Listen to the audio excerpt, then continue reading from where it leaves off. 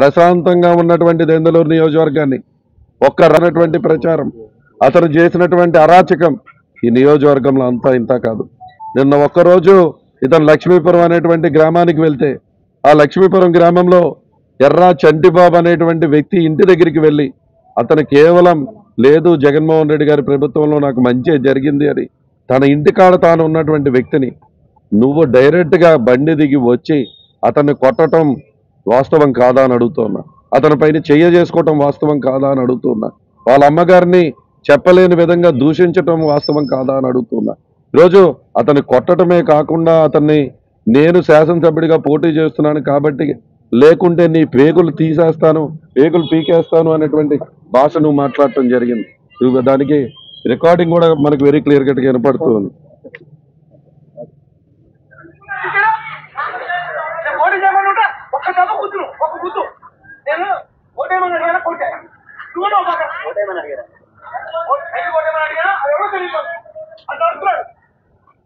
ఏంటి భాష ఏంటి?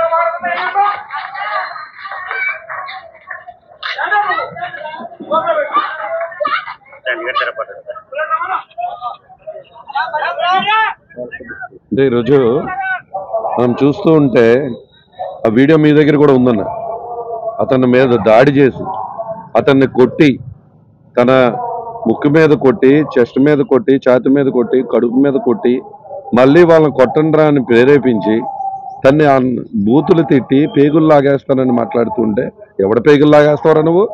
అంటే నువ్వు శాసనసభ్యుడిగా పోటీ చేస్తేనే పేగులు లాగేస్తే మేమందరం చూస్తూ ఊరుకుంటాం అనుకున్నావా? ఏమనుకుంటూ ఉన్నావు నువ్వు?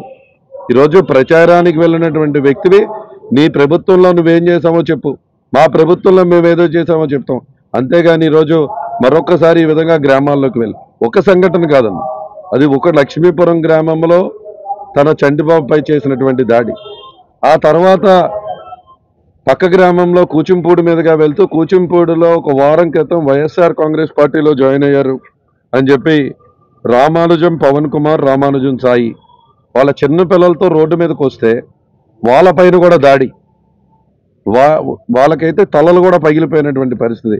అంటే ఇతను ఎన్నికల ప్రచారం చేసుకోవటానికి వెళ్తున్నాడా, కత్తులు కటారాలు పట్టుకుని ప్రచారానికి వెళ్తున్నాడా అర్థం కావట్లా. ఎందుకంటే కేవలం వాళ్ళు వైఎస్ఆర్ కాంగ్రెస్ పార్టీలో వారం క్రితం జాయిన్ అయ్యారనేటువంటి ఉద్దేశంతో వాళ్ళపైన కూడా వాళ్ళపైన దాడి చేయటమే కాకుండా ఈరోజు వాళ్ళు కూడా బూతులు తిట్టినటువంటి విషయం.